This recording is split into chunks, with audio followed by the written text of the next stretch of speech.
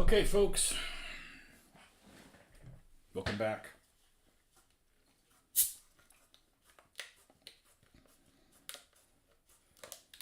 Man, it's really bright. I mean, this vehicle doesn't look anything like that. I wonder what it is. I wonder if, well, that helps a little bit. That helps a little bit there. Got a refill for my Coke habit. I'm going to attempt to do a little bit of painting. We'll see what happens.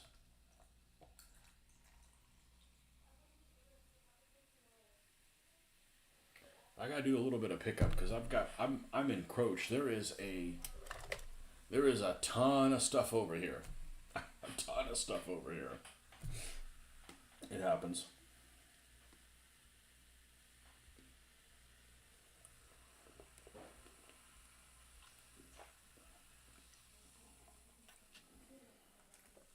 Some of this stuff is actually finished. It's out here.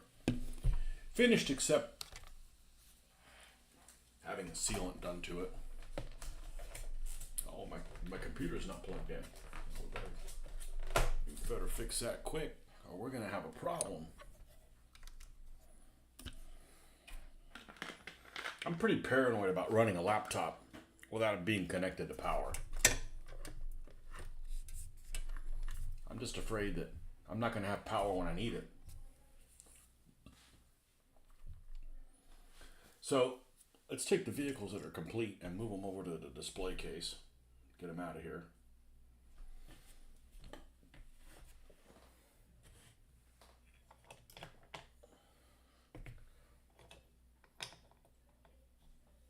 This tank will be repainted at some point. It doesn't look bad, it just doesn't look great compared to the other ones. And then this one goes away, this one goes away. The German half track.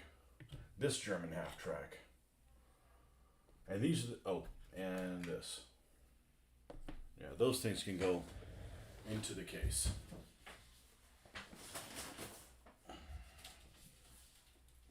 But we're gonna have to stand up.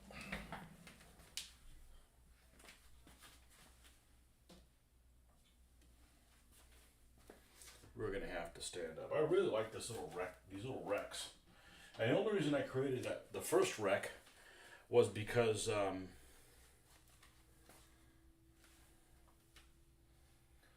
it wasn't.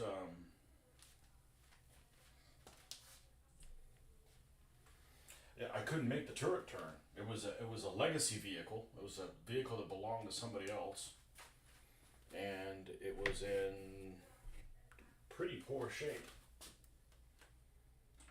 And I couldn't make the turret turn.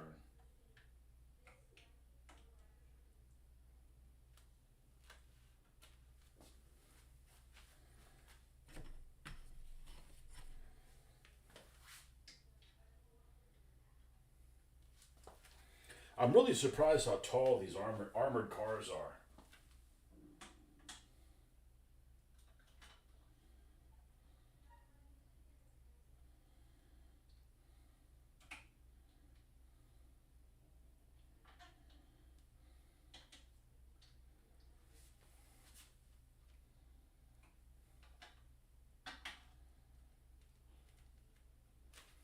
And then the Germans get these too.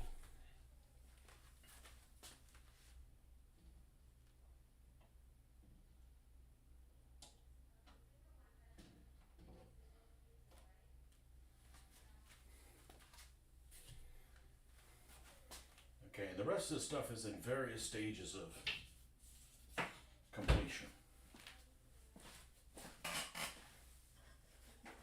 So we'll put them in this. We'll put them in this tray.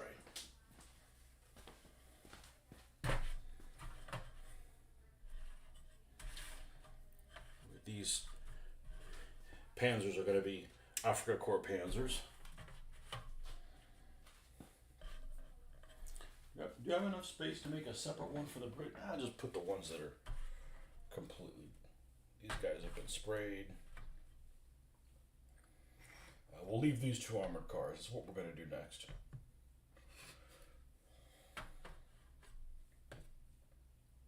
We'll leave that as well. Pair of honeys.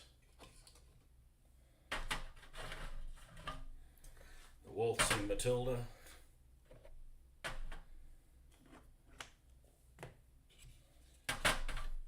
Couple Valentines with 2 different sets of turrets. So we would make them Mark 3s or Mark 2s.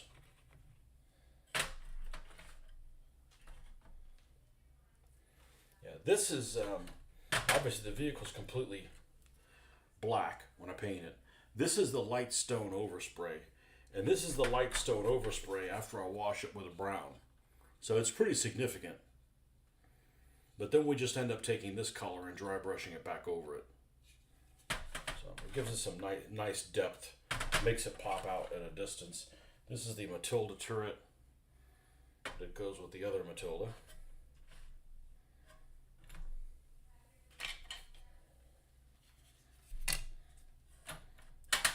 This is the Crusader from S model.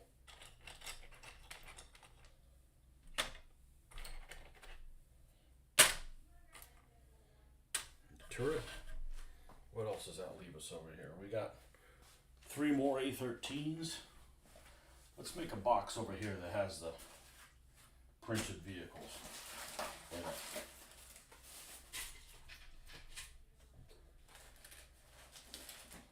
Or the ones that haven't been painted yet. We've got a honey in here.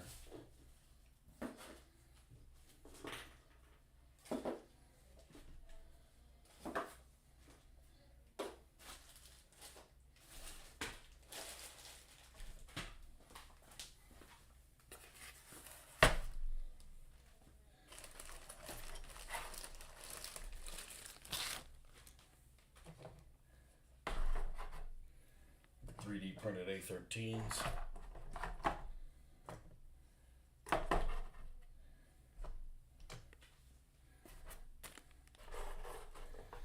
And the only reason I got all this stuff is, the time was right to get it. So a little ahead of schedule, but no biggie. All right, so we got these 3D printed, and these that are kind of ready to go, or further along. Put these in the drawer.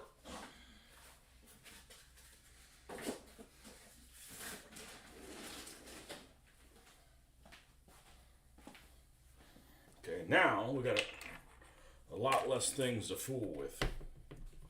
Let's put these colors back. Let's put a red here, beige, brown. Even if we pull them out 5 minutes from now.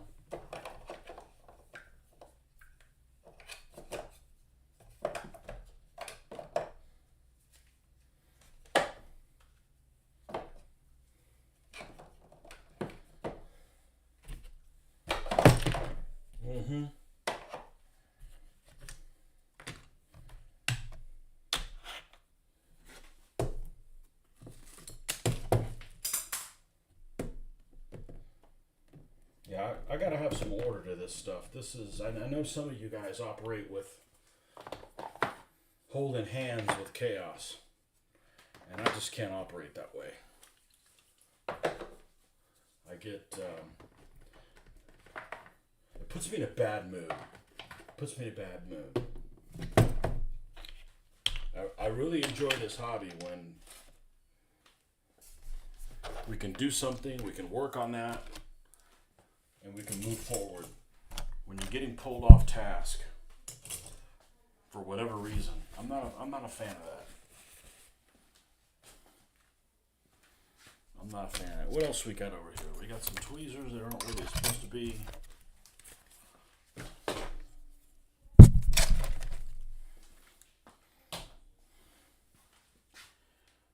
Readers. Okay, those are my AK paints. Decals. Let's give this a get some of this stuff off here.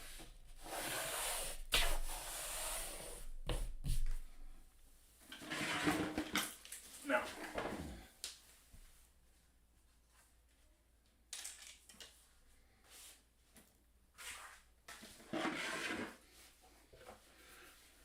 okay,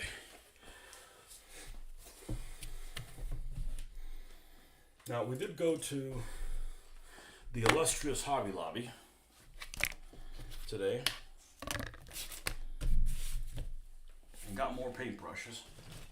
I had a little bit of a struggle to get some of these liners. And I want to tell you that if you have a Hobby Lobby where you're at, these actually are pretty darn decent. Royal and Lang nickel. They're brown Taklon, and they're $6 for 10, 11, 10 pieces. Why don't I just read how many pieces are on there? And they come in a little, like a little zipper thing here.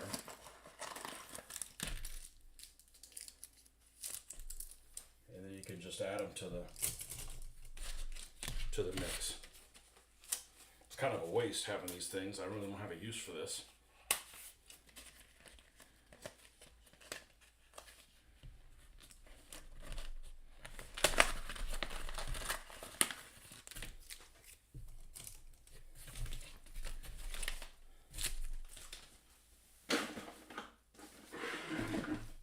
Okay. And I didn't buy this at the store. It's not the same size. I have the smaller one. Okay, I should have bought them. I was going to take these tubes. I'm going to make some smoke dischargers for the side of this Valentine. And the size they had their 330 seconds there. I think I already have them. But it's actually 1/8 of an inch that I have. So I should have bought them. Well, I guess next time I'm in that area, I'll buy them. I figured if I bought them, I would have bought them in vain. Well, guess again, you guessed wrong. Okay, now we have a little bit of order here. A little bit of order.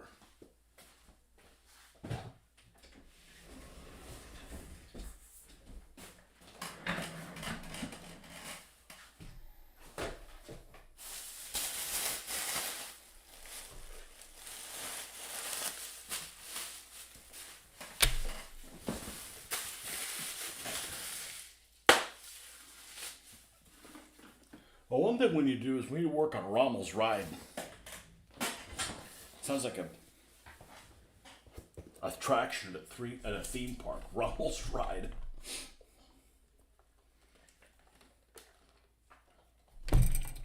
Because I have a Rommel figure.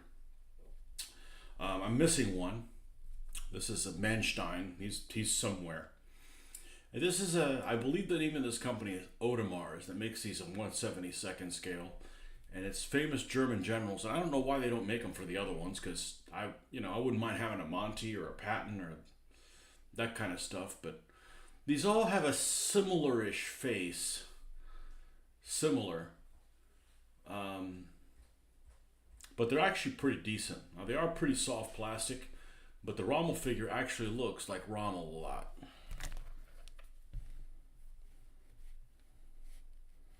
And I'll take a picture and zoom in, and I'll show you what I'm talking about. I think I will need to have to put my hand behind it to get it to focus.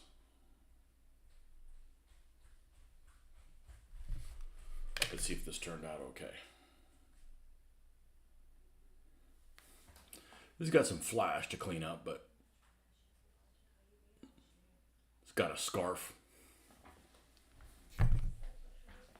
So this Horch car is what I'm going to use as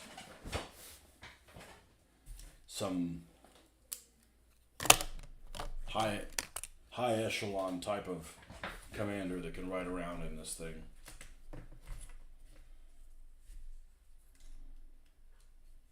Now this is kind of tricky. These are die cast and some of them are plastic. Like this undercarriage is plastic, but this is all die cast, like metal. So it's actually bolted in with screws.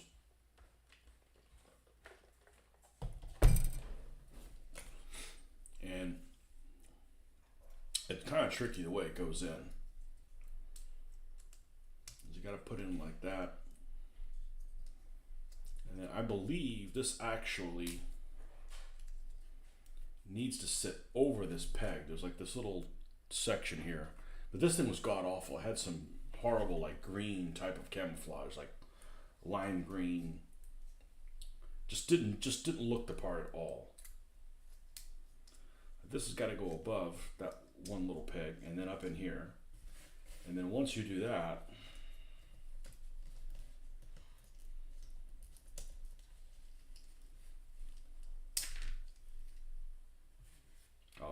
the back, I guess we can glue that back on. Now this was under some serious tension when I put it together. There you go, that's how it fits in there. That's fine, this broke off. Yeah, you could see the horrible color it was underneath. Some make-believe color.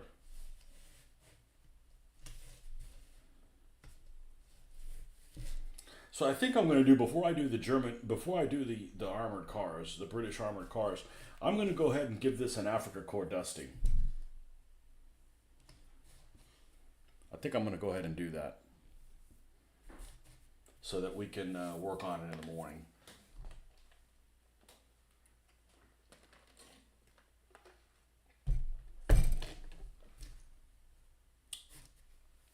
So what we use for that is we use green ochre. I believe this is what it is. Yep.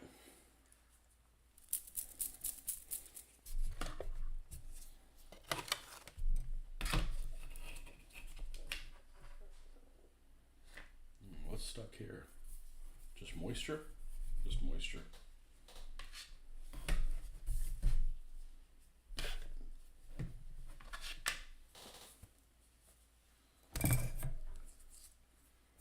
Let's, I found a dry brush over here. It's pretty decent. This little guy.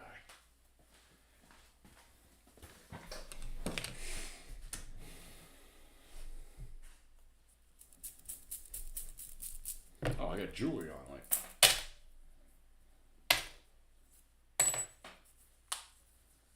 All right. Mr. Barnes, welcome.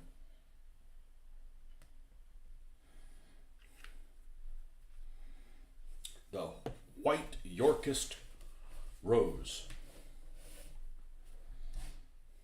Not that there's anything wrong with that.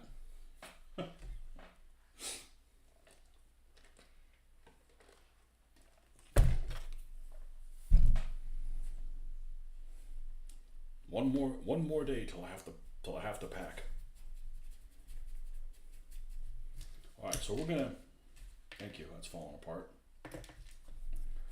Let's do the undercarriage here. It's gonna look like ass, just so you know.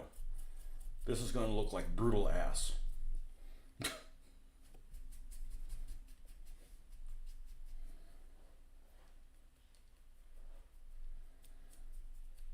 But after this, we're gonna have a brown wash on top of it.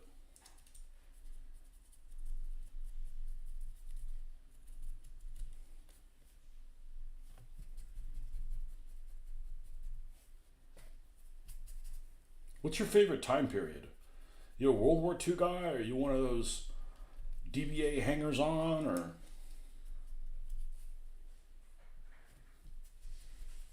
And War of the Roses and DBA just don't work well together because both armies are like the same. Like, if you build one of them, like, why would you want to build the other one? Because they're like the same thing. I think they have very little variation in them, at least in that game. There's got to be better games for it than that. The legitimate rose.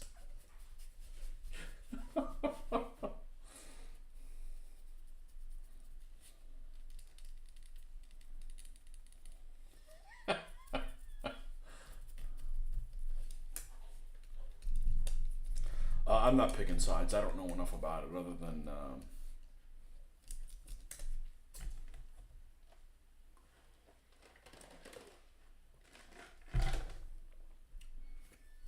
can you just have a parlay with the Lancastrians and at least agree that both of you guys dislike the Tudors?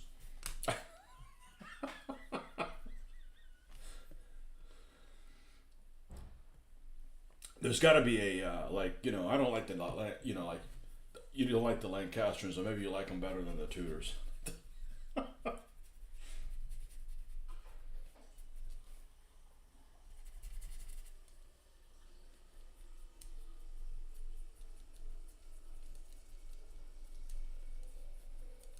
I think we're going to go try to go to the Tower of London, but man, I haven't read about that.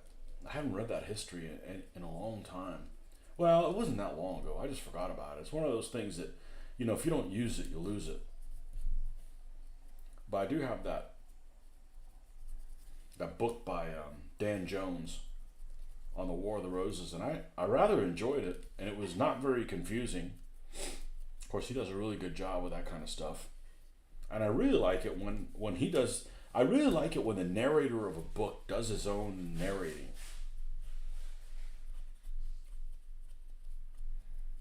Except for the time that Bill O'Reilly narrated his own book about killing Patton, and he couldn't even say, 155 millimeter. He called it 155 mm. I'm like, you moron.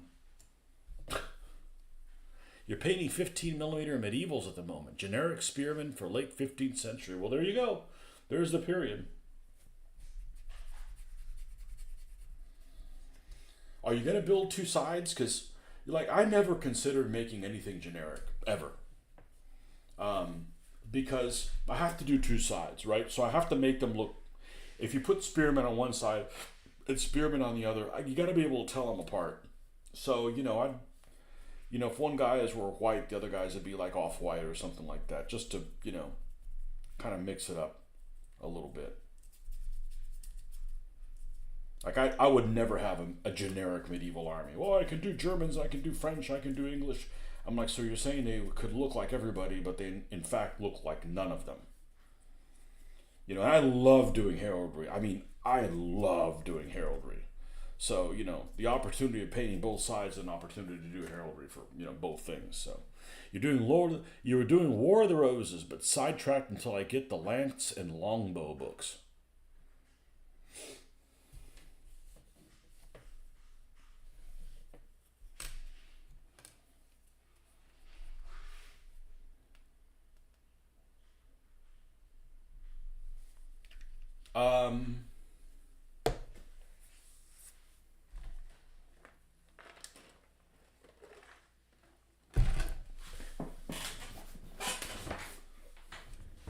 No, you're not making a deal with the Lancastrians.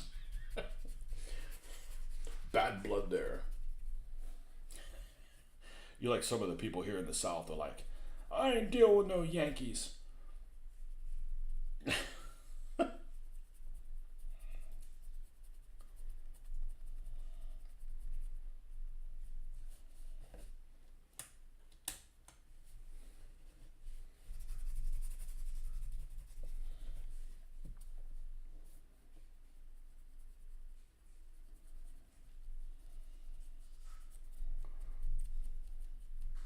Only armies I have at that time period is I have the Burgundians. I got the French Ordonnance.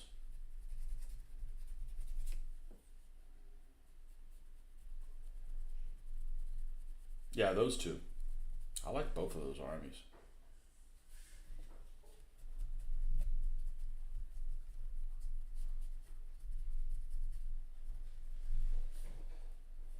There aren't too many armies in DBA that I just flat out wouldn't paint.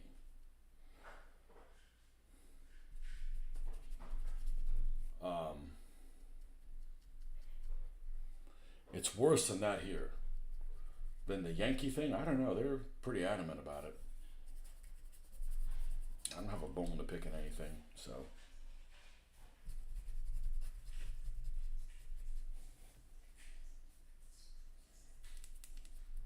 There was a campaign I played, a War of the Roses campaign. I played the Yorkists.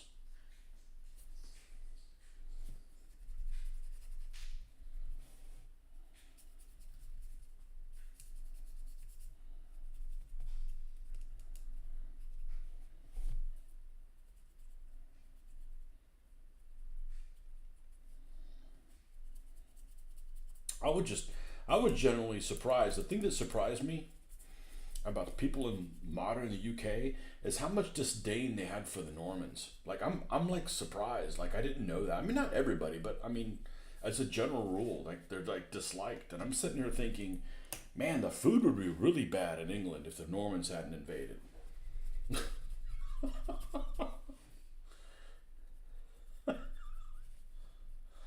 always, when I was doing ancients and medieval stuff, I always liked the guys that had the cooler armor. And the Normans look cooler than the Anglo-Saxons. Sorry, they do. The Normans look pretty cool, you know. The nasal helmets.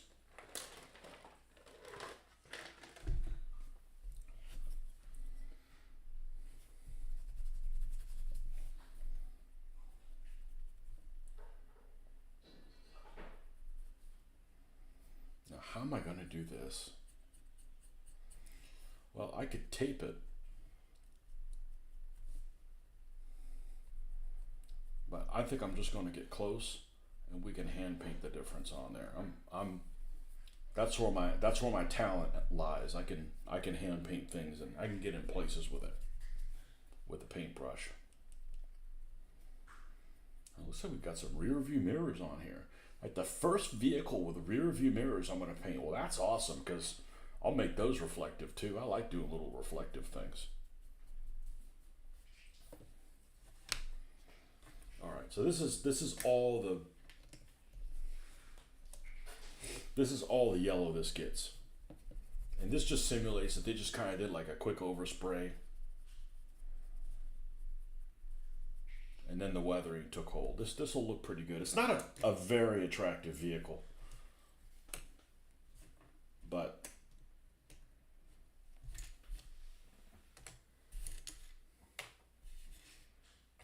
it'll, you know, the whole point is to make it look something like this. Okay, let's put this away. That's gonna have to dry a little bit before I can do a wash on it. Let's go do some good guys. If you don't know who the good guys are in the desert, then you need to go read your books again. All right, let's do the one that doesn't have the commander again. The other one that doesn't have a commander. 11th Hussars. Huzzah!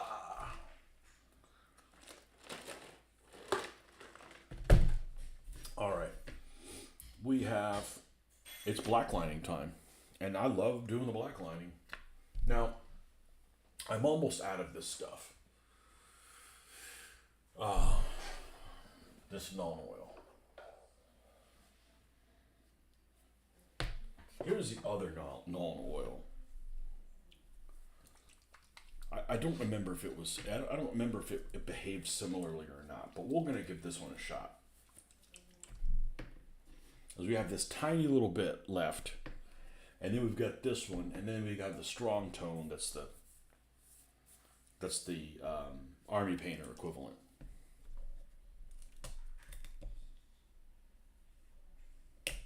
Let's shake this. Let's give this a good shake.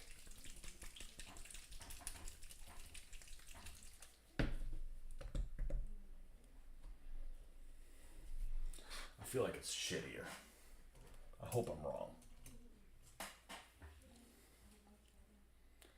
Okay, this is the super one that we were using for the lettering and such.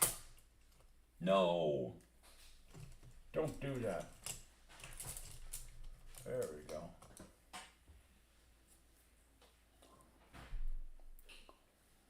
All right, let's see if we can. I feel like it's different enough.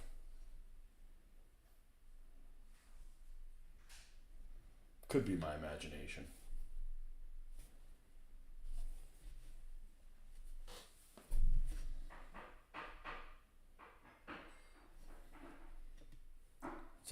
I actually enjoy doing this process. It almost seems like it's more light gray than it. Let's try this.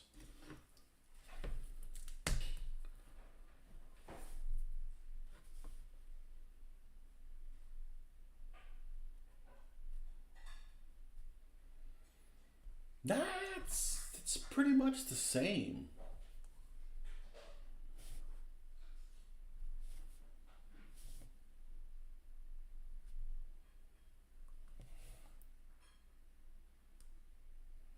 Oh, we got some goop in here.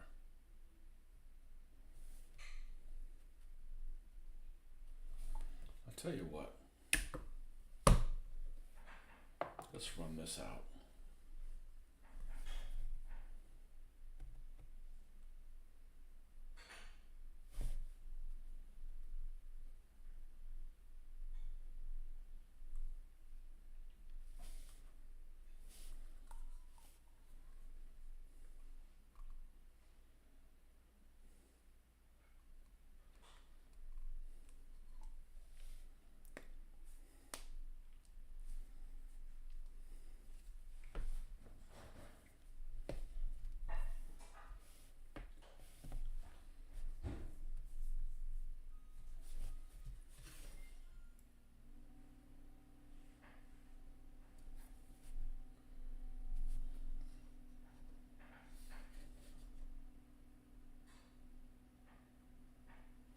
get all those armored vehicles off the table here. It's a bit distracting. You can't do them all at once.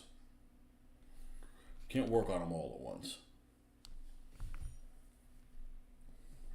Now this one actually has a front tire on it. This has a spare here at the front. I decided not to put it on the other vehicle. You hate Games Workshop paint bottles with a passion. Well, I just dislike that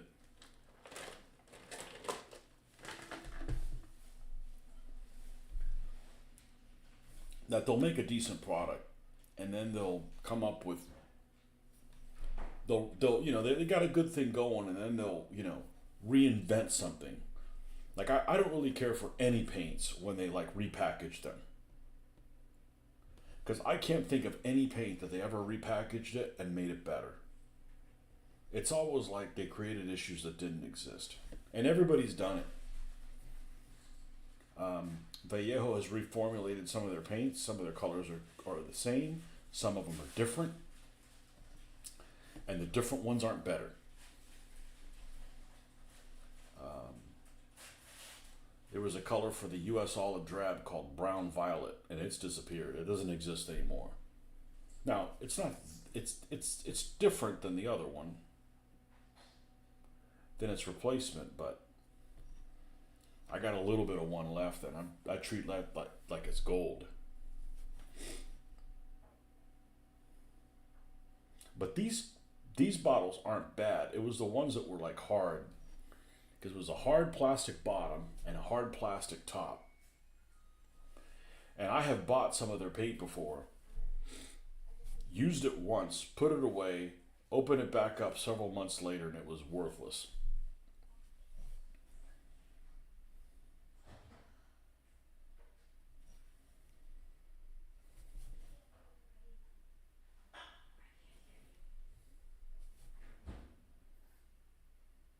But the reason I even went to Vallejo several years ago, many years ago, is because they were droppers. And there might have been other people that did dropper bottles, but I didn't hear about them. They weren't like out in the open. And it's,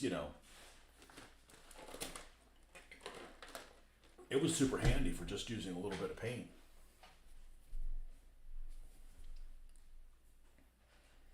Usually Games Workshop reason is because they run out of XXX pigment powder.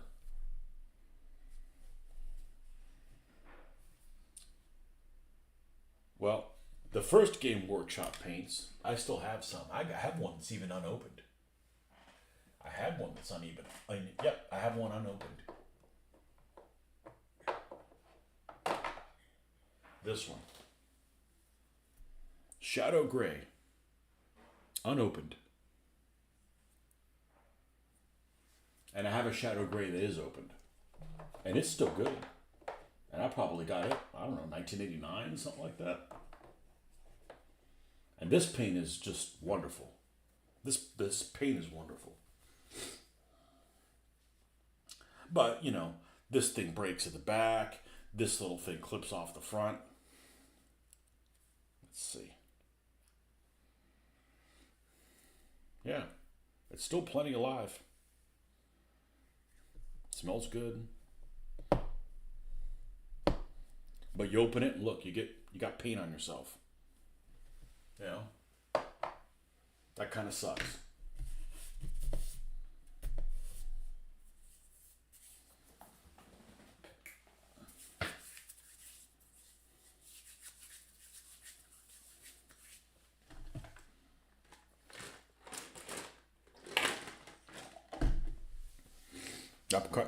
That part kind of sucks.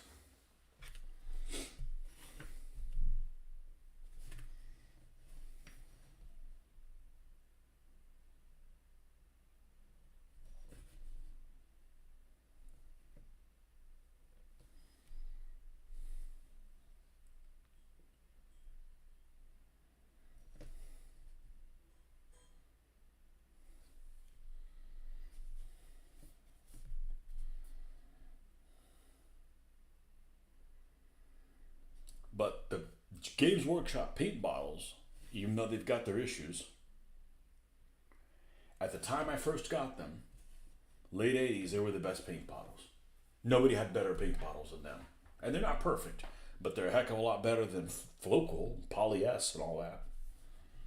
Those would dry out on you. I mean, they weren't terrible, but they'd have that little piece of paper. We'll call it paper that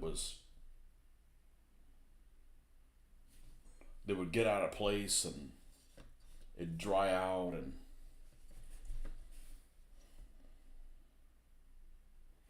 but even those are a lot better than enamels. But there's still people that use enamels.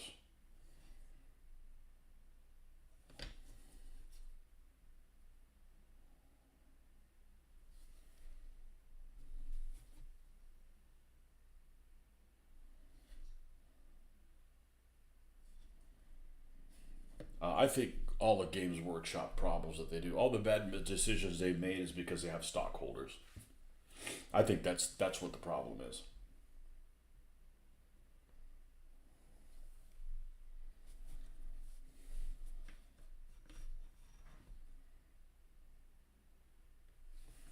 Now, I never really liked any of their products because they made stuff I wasn't interested in. I'm not interested in science fiction or fantasy, but I like their paint.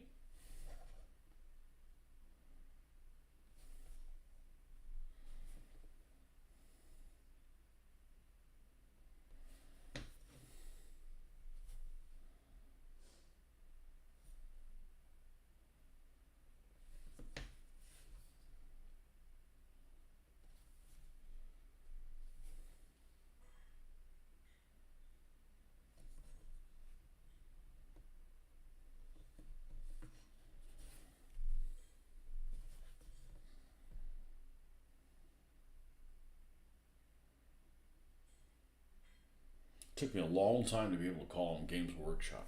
To me, it was always Citadel. That's what it was marketed as.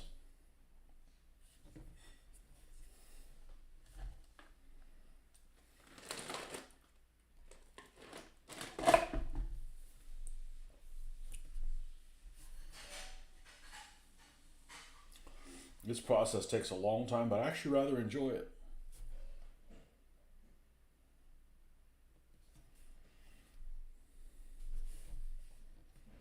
I get to lay hands on all the little nooks and crannies that these models have.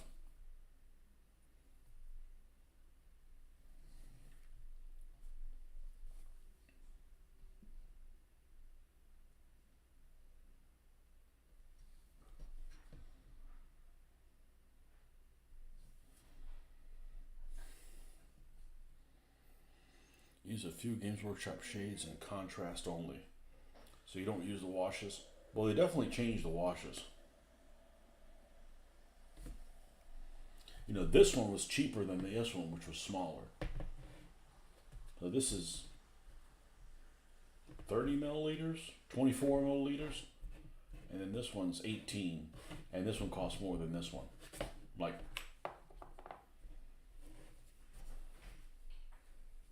that's poppycock.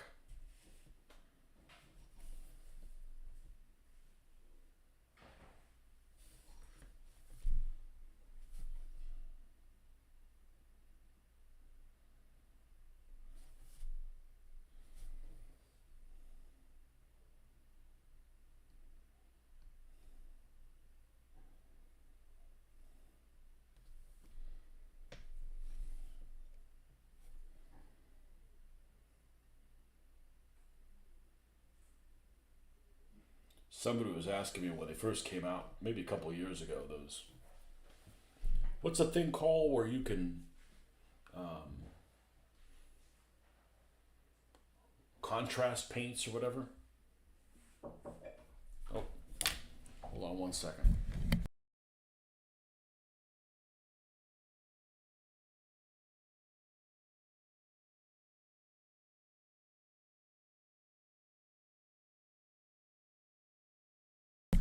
I've got to take my drugs here.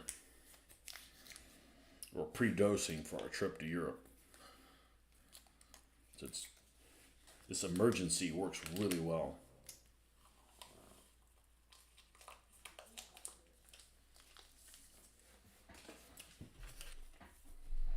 Like 3,000,000% vitamin C. take that everywhere you travel. It just keeps you from getting a common cold. That's not what I'm worried about. I'm not worried about anything bigger than a common cold. I'm like, I don't want to feel like crap on a vacation. I mean, it's not because it's Europe. Like we do that if we're gonna, do a pre-cruise or we went to Canada or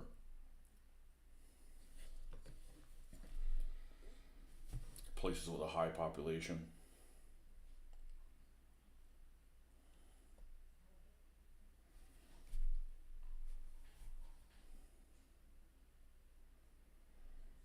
Yeah, I don't think that going to the contrast paints for me would be very helpful. That'd be like think I'm past that point. Because that's just a way to like paint quicker. And anybody whose stuff I really really like, they take even longer than I do. So that's fine. I don't really care that this takes a while to do. It's just do something and just keep working at that. And jumping around from project to project, then you got nothing to show for it. So we're going to be here in North Africa for a while. Oh darn.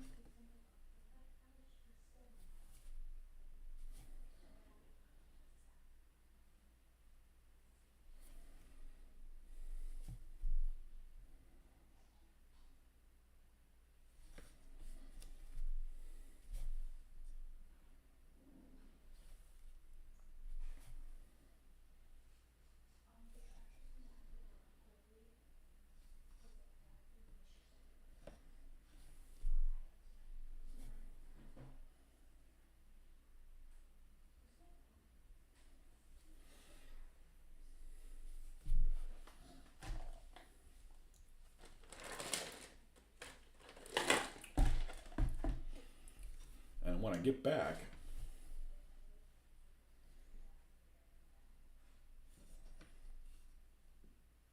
well, I may still have an armored car to do. I don't know. Maybe we'll go work on them. We're going to work on something with counter scheme.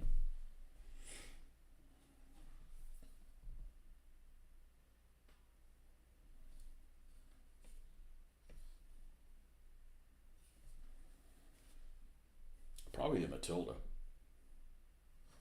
But who knows? I got some time to think about it.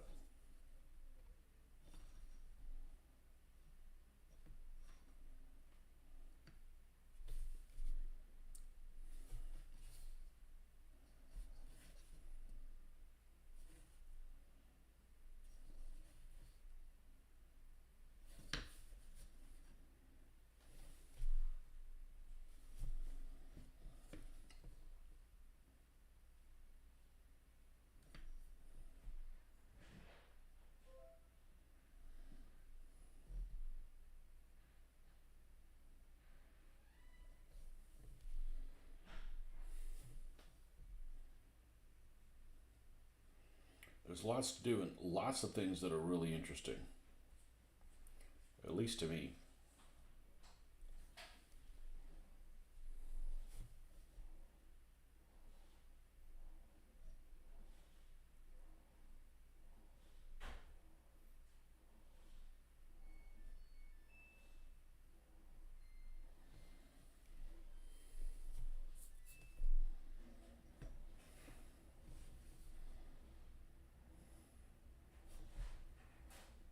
But I really don't understand why Games Workshop even makes paints, as most people that have Games Workshop stuff don't paint their stuff. I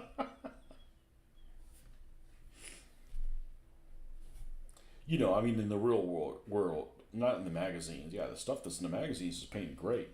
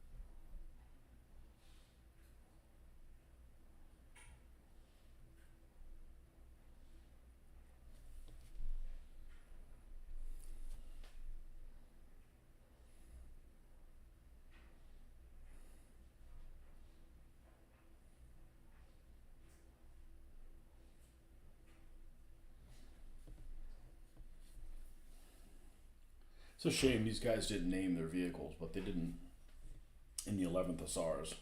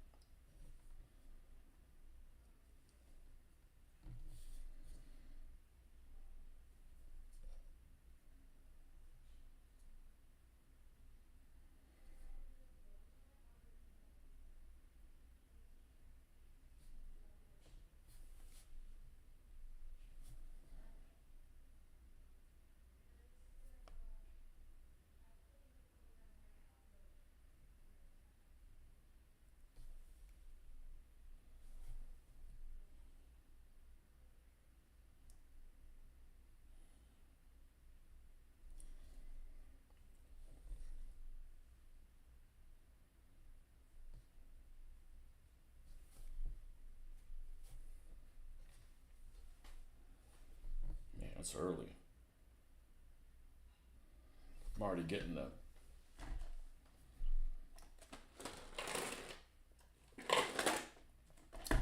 sleepy eyes. I'll tell you what, let me get the pin off this. I'll make myself a coffee. I'll be right back.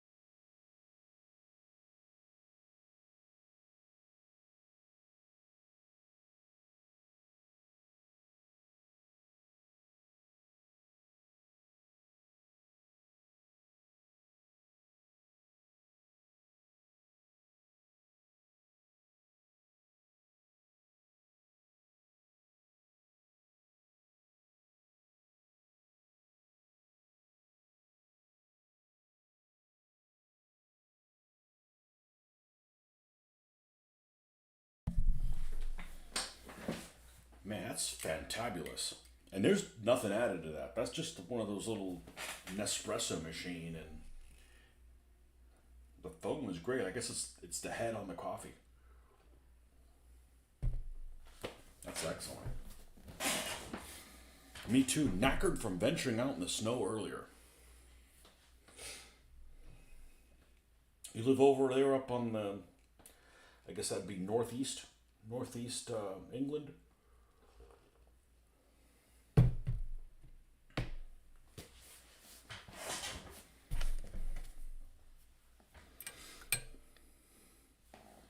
Yeah.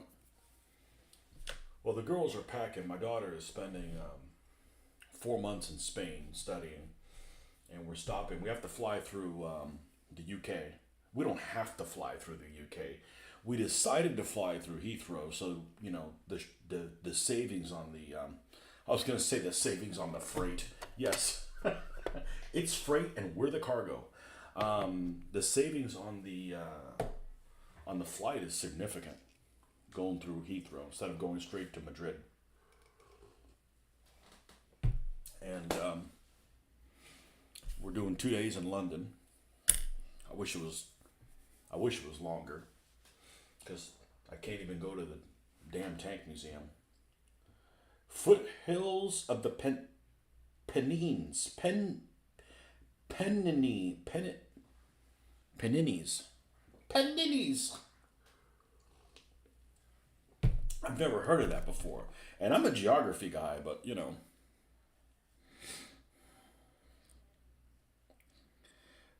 Pennines.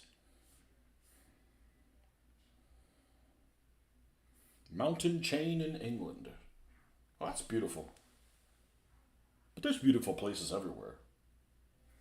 Oh, wow.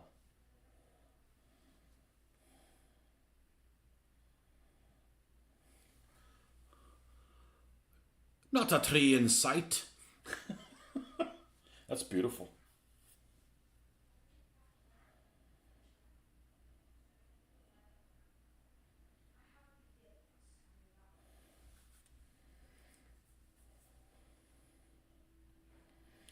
The Pennine Chain or Pennine Hills, range of uplands mainly located in northern England. Well, show me on the map, because I'm a map guy.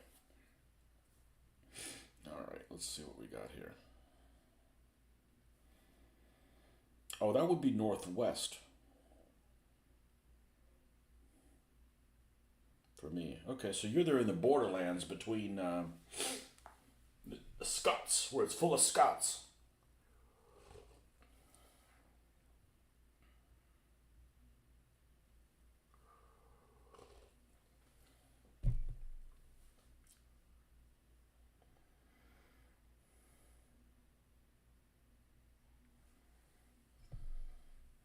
Krakenthorpe. I went on a tear to Krakenthorpe. I'm gonna go to London. I bet I'm gonna speak better English than most of the people there. I know that's not saying anything. Pennines. Oh, the Pennines. Okay. Ben Waddy, welcome. You're at the other side of the Pennines. Okay, don't get into fights now.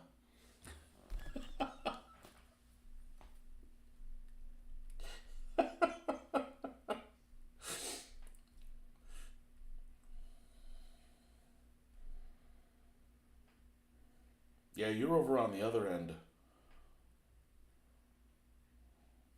Oh, there's a town called Lancaster. I wonder if that was their base or something like that.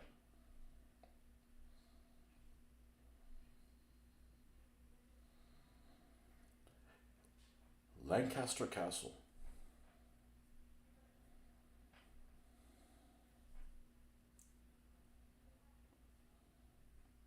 Well, my people didn't have a problem with either one of those two guys. Now, the Tudors came out, and that redheaded bitch, we didn't like her too much. She was ugly, too.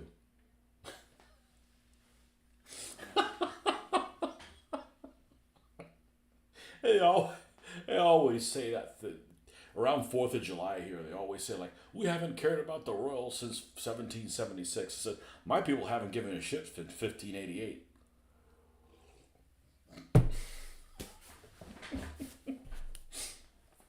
Oh, man.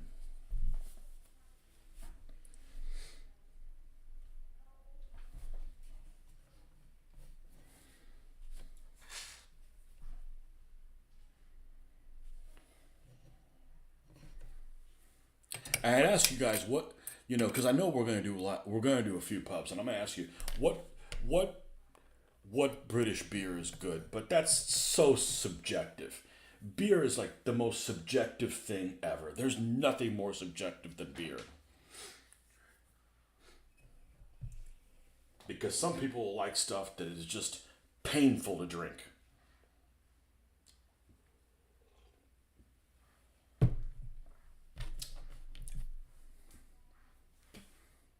You left a few survivors scattered around Scotland. Well, what I like to say is if it wasn't for the Gulf Stream, everybody in Ireland would be freckled and have red hair. So you're welcome.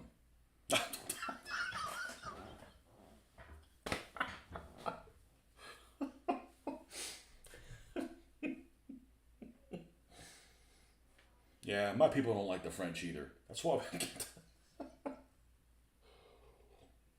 I don't have any problem with the French. There's nice people everywhere, just about everywhere.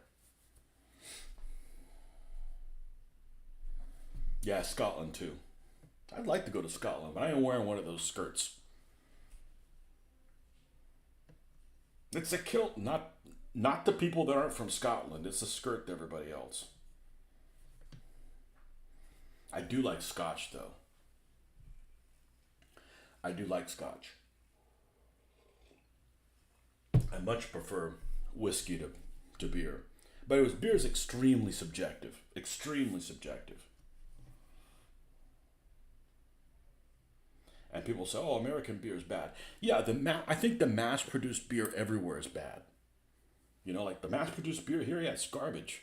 But there's microbreweries and stuff like that are worth a damn. But I'm not an IPA fan. I'm not like hops with a side of hops and more hops, and it's just like painful to drink. I know people who love the hoppier, the more dry. It soaks all the moisture out of your mouth for like a week. That's what they like. I'm like, well, that's how I feel about hot food. I like stuff that's really really hot, that's really really spicy. But I don't like beverages that are very hoppy. I can drink them, but if you're gonna let me choose, I'm not gonna choose that. I'll drink anything as long as it's not a Negroni. I had one of those in an Italian restaurant on a cruise. That is literally the worst thing I've ever tried to drink. A Negroni is absolutely horrible. It's so bad I don't even want to paint Italians.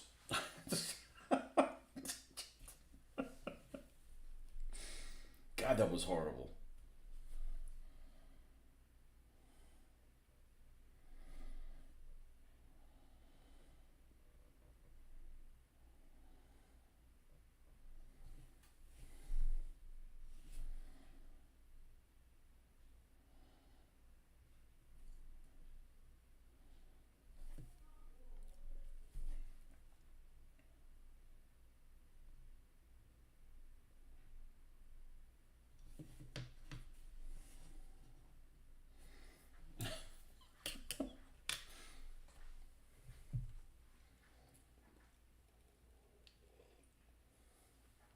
See if this does the trick. Did a little gameplay this afternoon, Ben. What difficulty level am I even on right now? I think it's called Dread.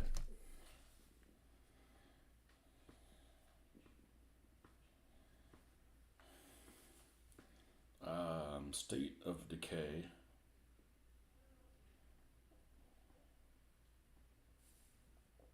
Difficulty levels.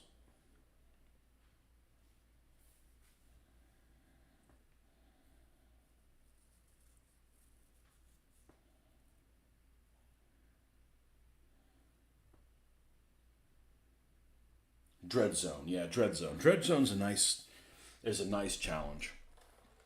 Was a nice challenge.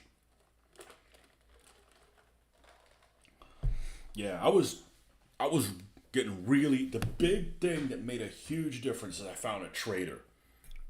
You know, someone who trades things, not a turncoat, a trader, and they had the press that where you can make rifle ammo, and they had an AK with a 40 round magazine.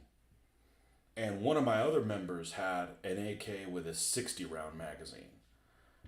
No, it wasn't this. It wasn't an AK with a 60 round magazine. He had a SCAR or whatever else that thing's called. It's called something else. It's funny how the 7.62 ammo is the same. Doesn't matter whether it's 7.62 by 39 or 7.62 by 51. It all feeds the same thing. And just went in with one of my badasses, took another one of my people in there, and went to go like, we need to take out this plague heart. Ammoed up, made a bunch of 7.62 ammo.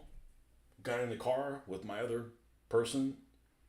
Took one of those what do you call those, the fireworks things? Set off the fireworks. Went in there and made short work of it. And now I got the thing that happened in the other game where it's like there's a group of hoodlums. Well, I forget exactly what the hell it's called. They're not called that. Where they're basically keeping me from getting income from us. So we have to go take them out. So that's okay. We got ammo now. We're gonna go over there and knock on their door. But the problem with it is that you can't. You got to be careful because you're gonna make a whole lot of noise taking out the other three humans. I'm pretty sure it's a group of three guys, and that's gonna attract a lot of attention, and at least at this difficulty level, it's hard to run them over. Like you run them over and they're not like dead because that's what I like to do. I have to use a car. I have to use cars as weapons, like run over people. So. It's a great game. It's a great game, but it's you got to be crafty. Well, the next level up, Nightmare's too much. It's too. Everything is way too scarce. But you're the only person I've ever encountered that's actually played the game. You're the only person I've ever interacted with that's ever played that game. I don't know, maybe I just interact with the wrong people.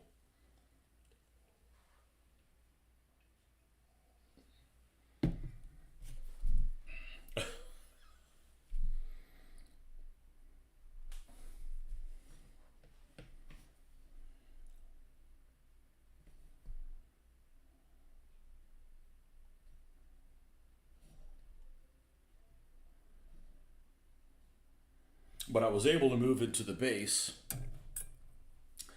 that is, what's it called? It's on one side of a bridge. I came off those hills. I don't even know what the name of the map is that I'm out on.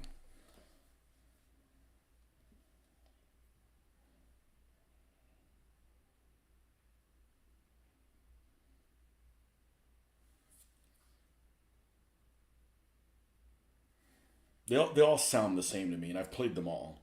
And I don't hate any of them, so I guess that's a good thing.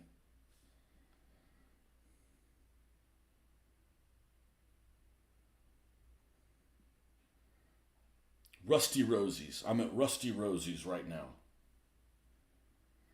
Yeah, we started at Firewatch Fortress, and we're at Rusty Rosie's now. We moved on down here. And we got a community. I got like a couple allies up here, and that's it. So we're going to start moving on over.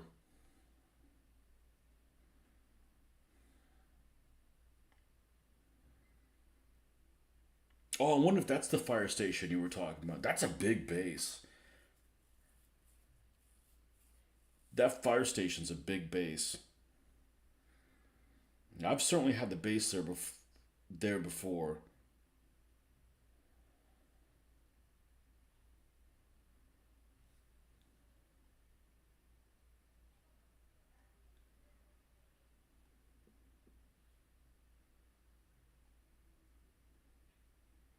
Rusty Rosie. That sounds like a biker bar.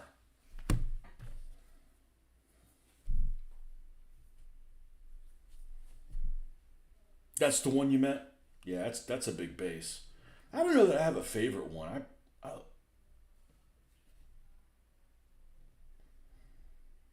don't like ones that I like that big outside zones quite a bit.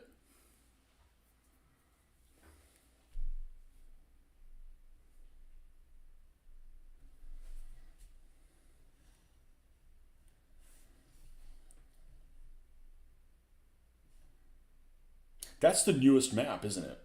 I think that's the newest map. That's the lumber map. I think that's the newest one. I don't even know what that one's called. Cascade Hills? I don't know.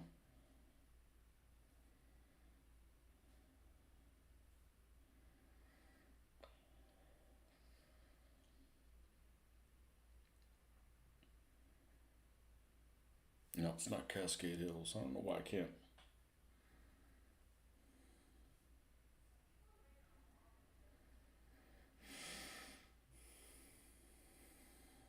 Yeah, Trumbull Valley's the original one.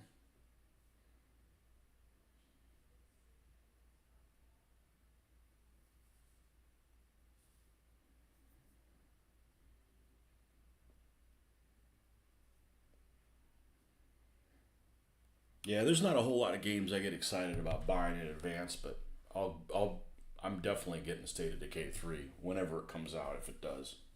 That's like a sure thing. That's a sure thing.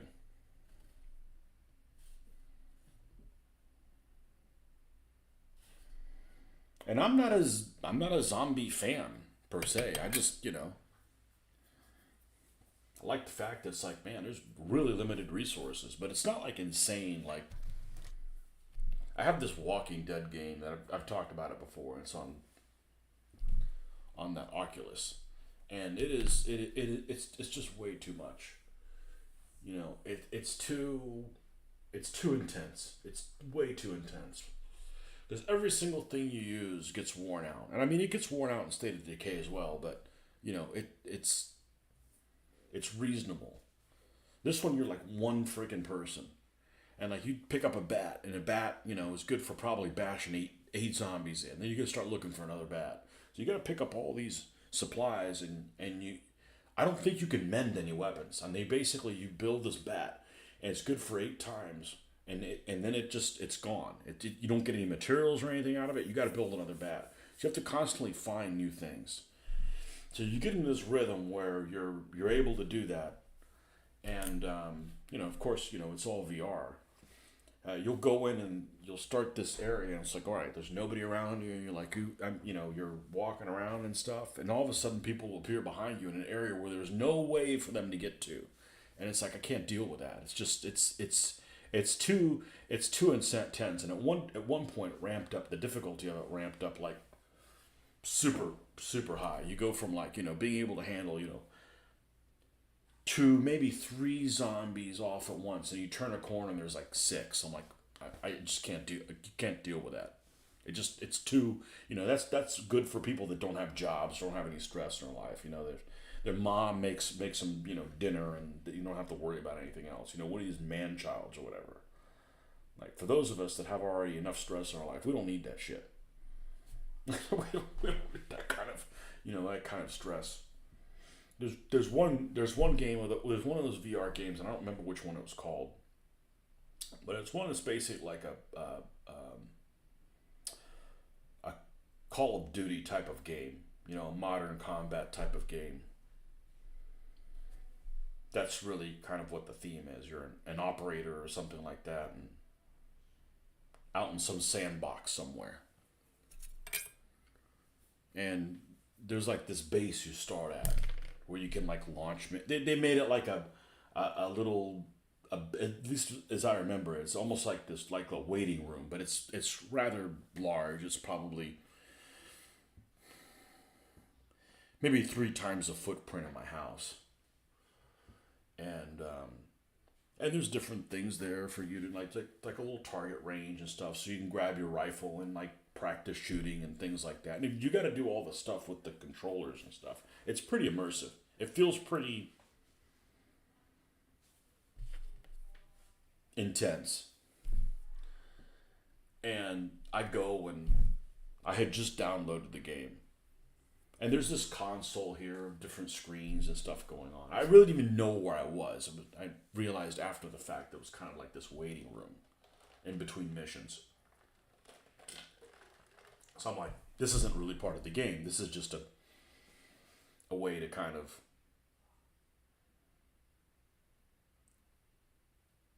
wait around until a game launches kind of thing. And I go and, there's things you can do. There's nothing of substance, to familiarize yourself with picking things up, dropping things, that kind of stuff. And there's this button on the console. It's red, this red button. So I go like a dumbass and go and I press the red button. And all of a sudden I hear like this siren. And then I start hearing zombie sounds all the way on the other side of the room, which is, 100 feet away or something like that, and here they come. And there's like, 7 or 8 head of zombie coming. There wasn't any zombies at all. It's not even a zombie game, but here come these zombies and they're infiltrating into this room. Meanwhile, I just started this game. I just figured out how to grab, my pistol or whatever. I got an AR that I know how to fire it. I don't know how to reload it. And I'm like, I can't do this. Basically my morale check just failed there, because it's like, you give me a real firearm, I have a better chance of doing something with it than this fake one that, you have to do it. I'm like, I failed my morale check, returned the game, like, I can't do it anymore. It was too intense. It was way too intense. Because there's a lot of stuff that you have to do. You have to, obviously firing using one of the triggers. That's kind of obvious, right? But then to reload it, you got to press something else while you're holding something else up and do the action. And I'm like, yeah, I didn't, I basically don't know how to reload this weapon. And, after you go through the 30 rounds or whatever, I'm empty, and I've got like 8 head of zombies coming this way. I'm like, that was too intense. Whatever the hell that was called, that was just too much.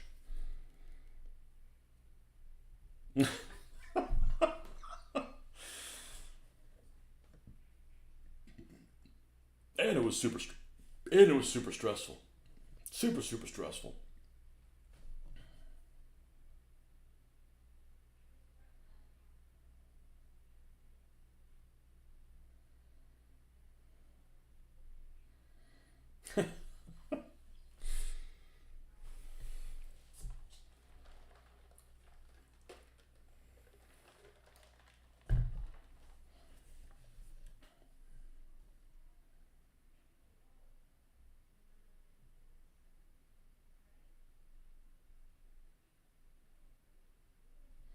I don't mind games that are high intensity, but I don't like games that are high intensity where you don't feel like you have a chance to catch your breath in between things. Like the one that was in downtown Danforth. You had a limited time to do things, and then eventually your base is going to be under attack of zombies. But it's not like an insane amount of time. It's not like you just have like a minute. You got a little bit. If I remember correctly, it wasn't too bad.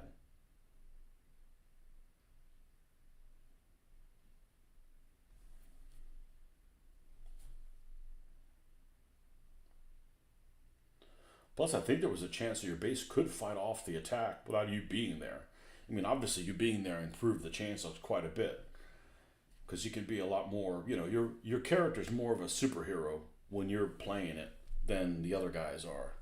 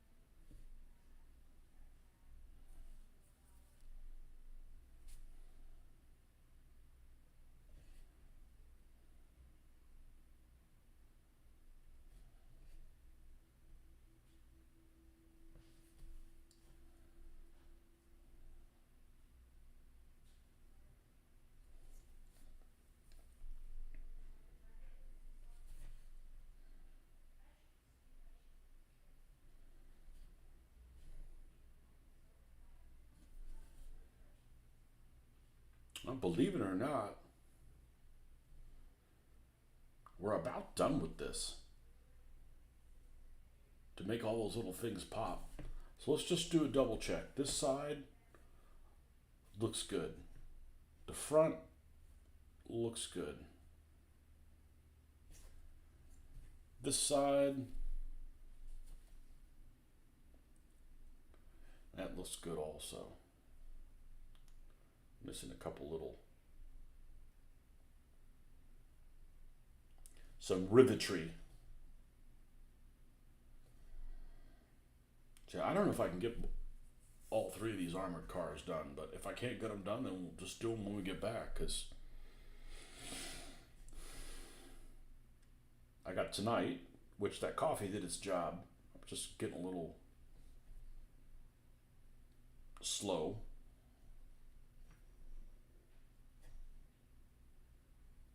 We'll be on tomorrow morning.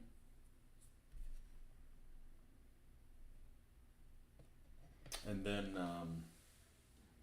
I guess Monday, I'm going to try to get on Monday morning, but who knows what that's going to be. Monday's going to be a hell day for me. And after that, I'm gone until February. I'm supposed to be back on the 31st, so depending on how late we get here, I might do something on the 31st in the afternoon or something like that. But see, the jet lag will be the other way, so I'm going to be up later than I'm going to be. I don't know how it'll work. I hope the jet lag doesn't mess me up too bad. I think it will, but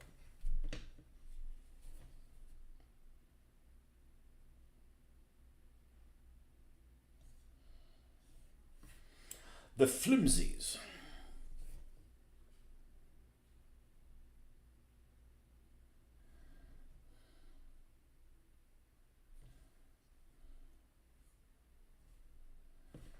Okay, let's move on to the turret. Let's get one of these little doodads. These are helpful.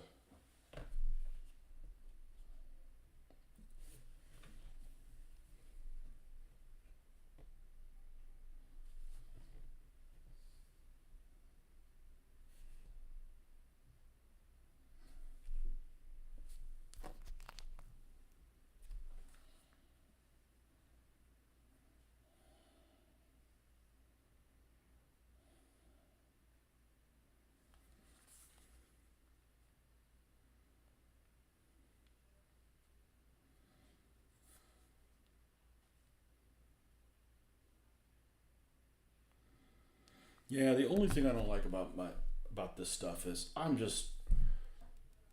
some of these colors just really change so much when you take a picture of it. And I don't have the patience to take a million pictures and tinker with settings. I just don't have the patience for it.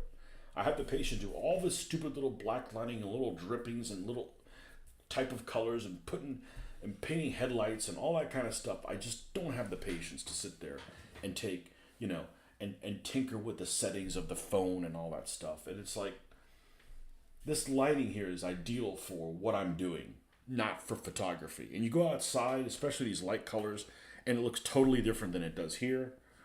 I'll take photos of it, and it doesn't look anything like what I'm seeing, and it's kind of, kind of disappointing. But it is what it is.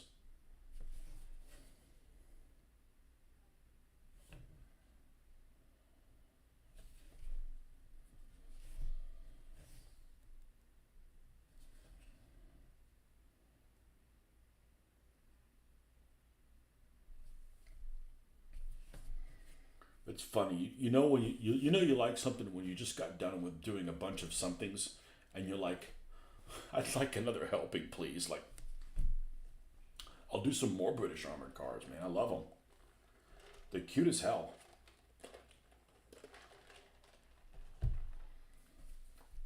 They're cute as hell. And for me, cute is a good adjective.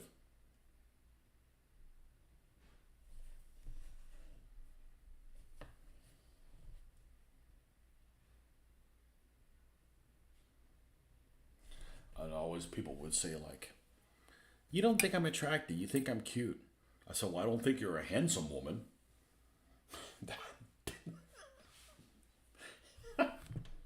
A handsome woman sounds like one that would whoop your ass with one hand tied behind her back.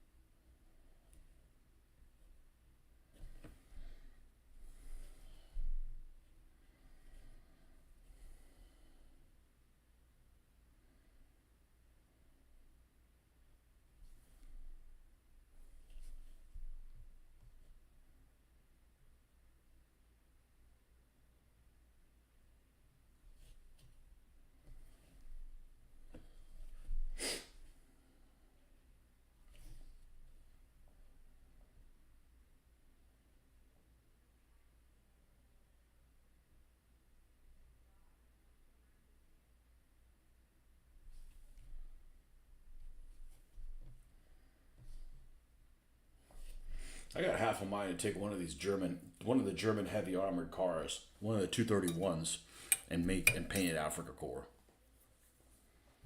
And that way we'll have a 231 and a pair of 222s.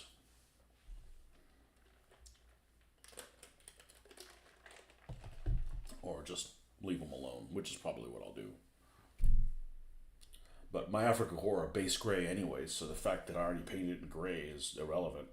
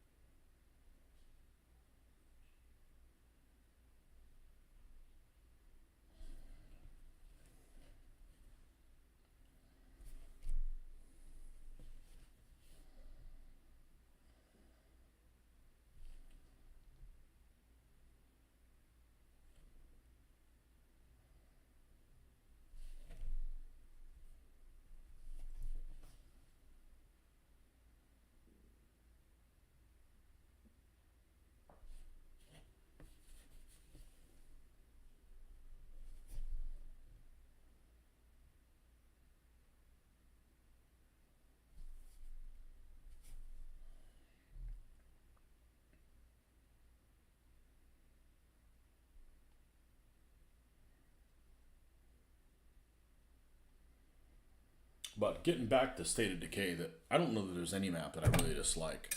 Other than maybe, if I had to pick one, it'd probably be Trumbull Valley because I've played it so much more than any of the other ones. But that doesn't necessarily mean I dislike it.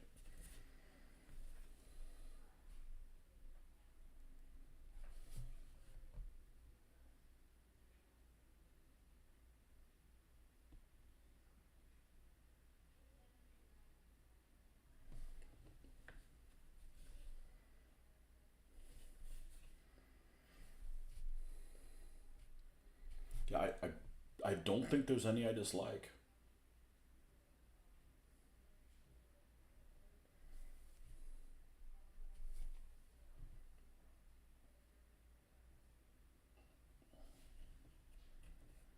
Yeah, although Trumbull Valley does have that big grocery store. That's a fun one. Oh, you know what map I like on Trumbull Valley? I mean, which base? I like that base at the truck depot. The one that's in the bottom left. That's a great base. That's a really good base. I like that one better than the fairgrounds. That's up in the I guess that would be the instead of being in the southwest, that would be in the northwest, even though it's not completely in the corner. That's not a bad base either. But I like the trucker. I like the truck base because it's close to a lot of stuff. It's close to a lot of things. Nothing worse than having some bases off in a corner, like having to drive over the same thing, dodging cars just to get over there. Oh, some other survivor group needs a help. All right, let's go down this damn road again.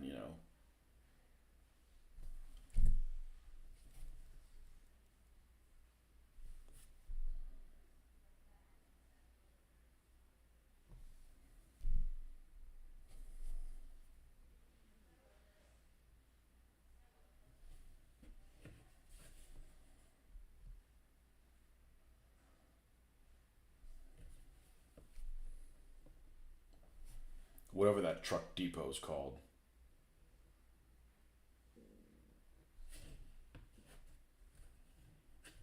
And you can bet one of my outposts is going to be in that gun store, that 2-story gun store.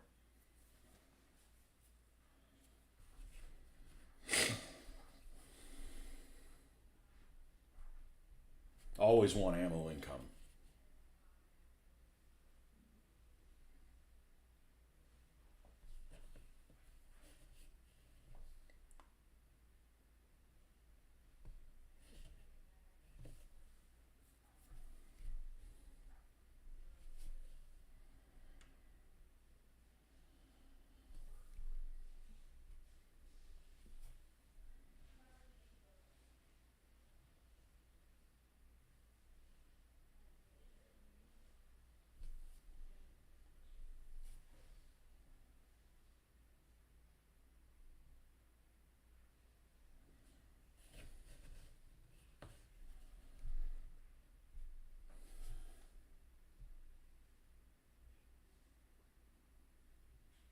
Actually, that base is in that first little town you come to isn't bad for a starter base. I think that's the one that also has the church. A church isn't worth a damn. If I'm thinking of it correct, State of Decay, Trumbull Valley map.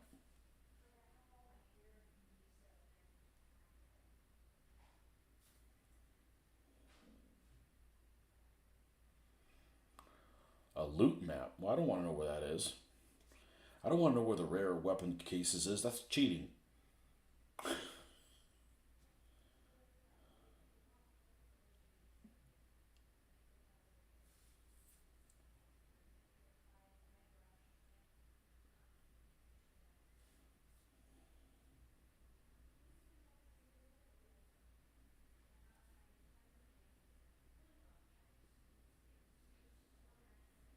Yeah, that's the problem with this map. There's earlier iterations of it.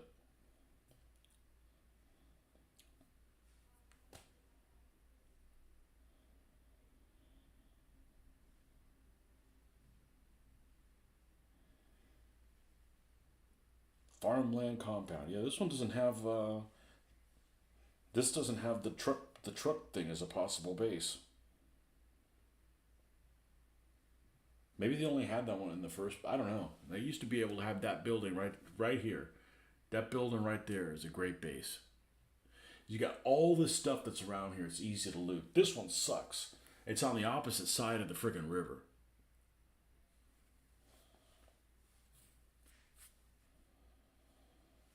Yeah, I've played it so many times. I can't think of. I started a dread game. The previous one I started. I started at this base here, and it was like, man, it was brutal. It was absolutely brutal.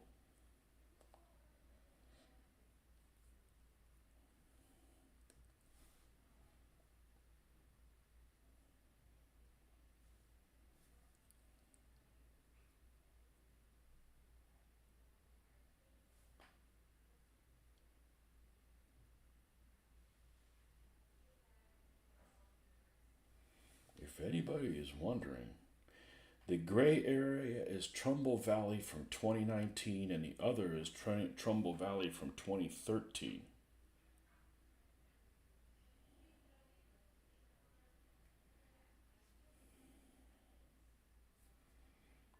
it got smaller?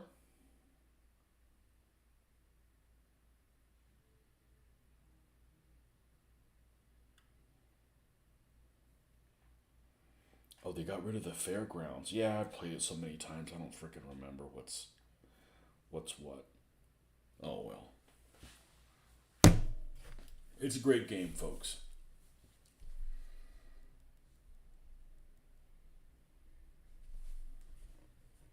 And I like it because it's not very scary. If it was a scary game, I don't think I'd be playing it. I've watched demos of games and I'm like, I can't play this, man. I'm like failing a morale check just watching a video.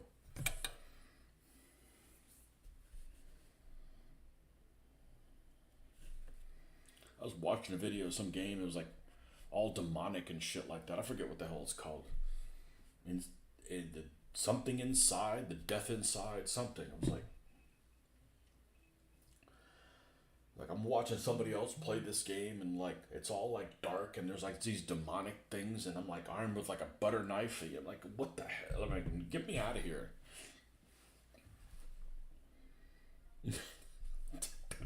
That's too stressful.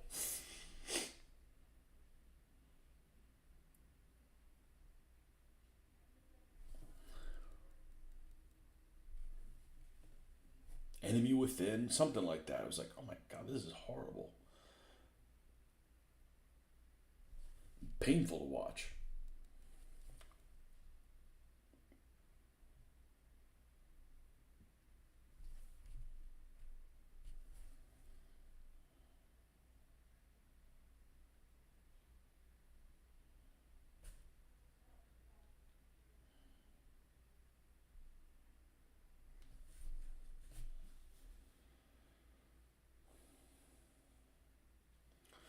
We do this areas here. Make these little details pop out.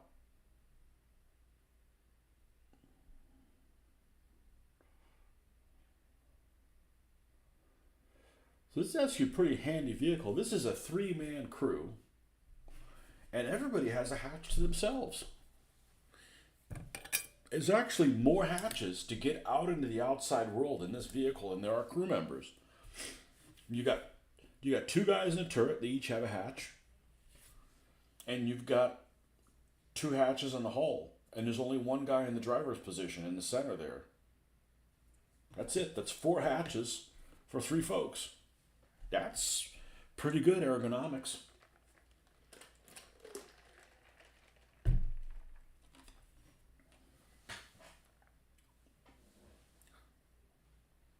That's pretty good ergonomics.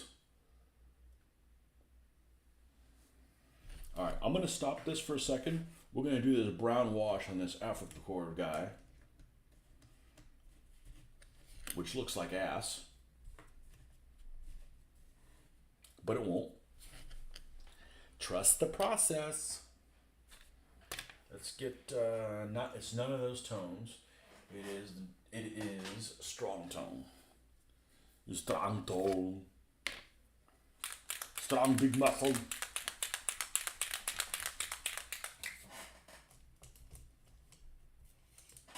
If you do this too soon after the dry brush, it'll wipe the dry brush off. It doesn't really react with it. It's just the dry brush hasn't grabbed enough on the paint.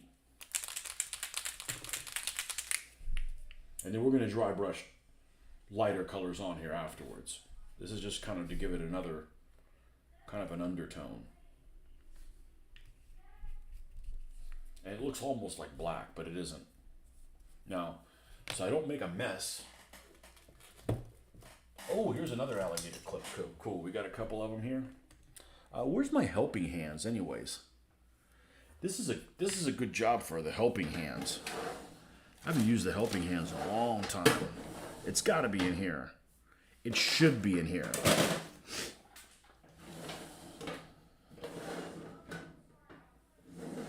Oh, here's my Italians. What are my Italians doing down here? I should say, whatchamacallit's Italians.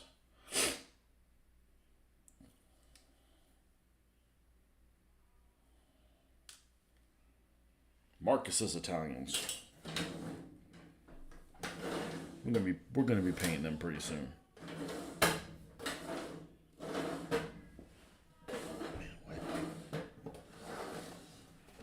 is the helping hands not here? Certainly it fits. Does it not? Oh, I guess it did not. Helping hands.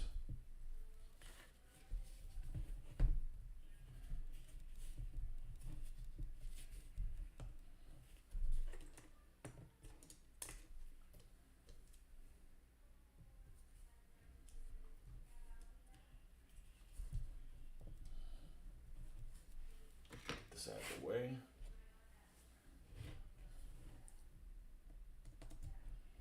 I use these for the die-cast cars because easier to take them apart, and then we'll use the last one. We'll use the alligator clip for the insides. We'll clip it on there. We'll start with that.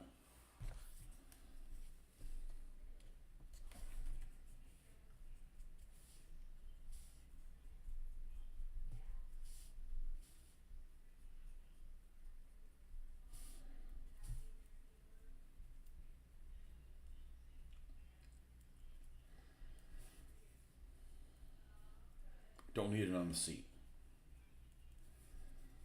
Just on the body of the vehicle. Okay, and then this can go dry off.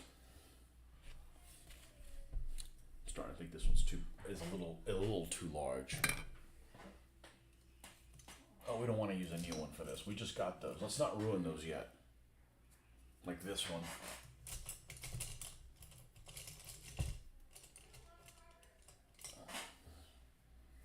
Let's do this. We're going to need more of this stuff. How's everybody doing tonight? Everybody's quiet tonight.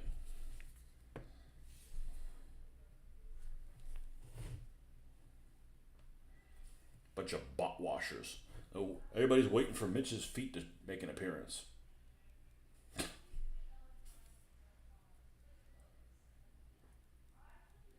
I know it's a big joke, but somebody actually enjoyed them. Please don't own up to that.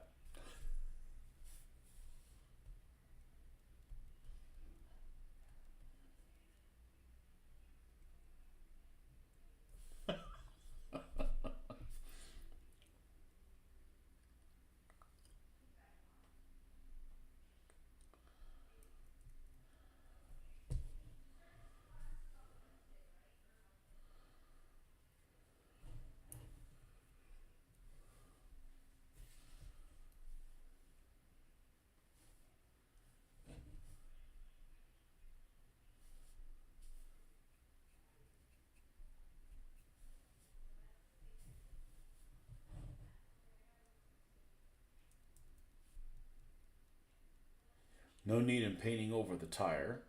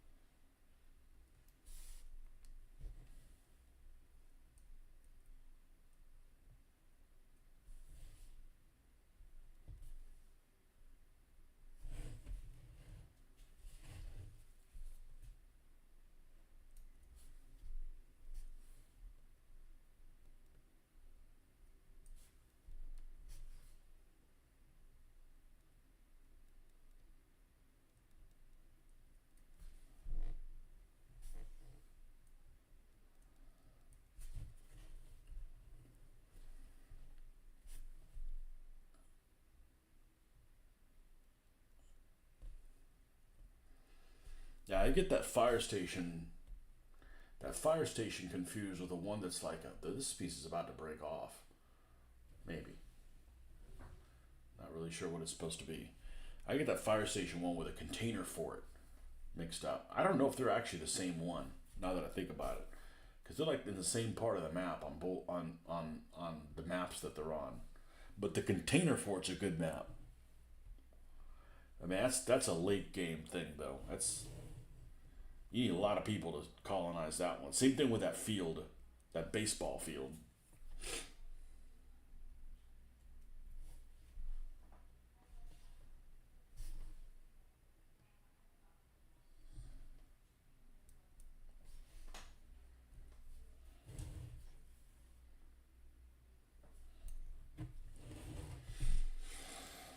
Looks pretty shoddy, but trust the process.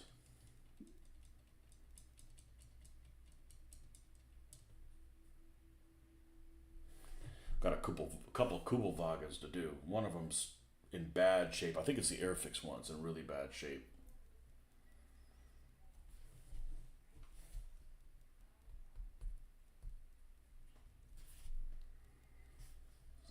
I'd get another one of them, but come with that 222, and the 222 is not very good. Not to mention I don't need another one.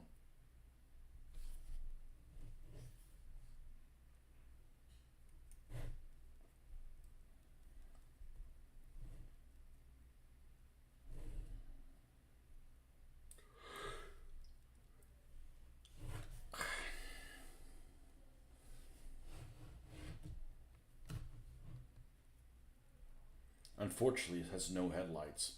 It's got the little covers on them with a little slit.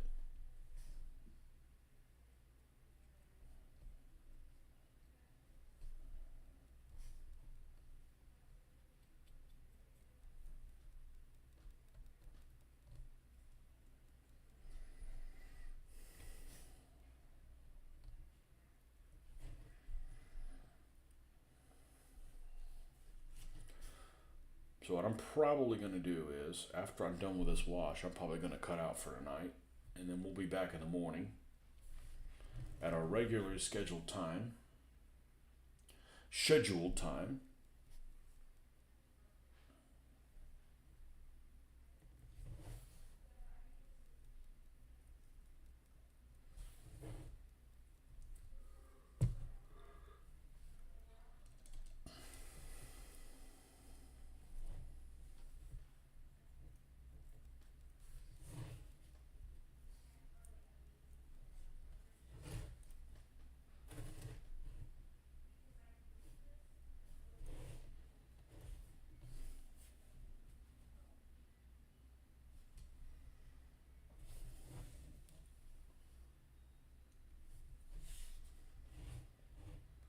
Yeah, it's definitely one of these vehicles that some pompous dickhead would be driving around in. Pompous Nazi dickhead.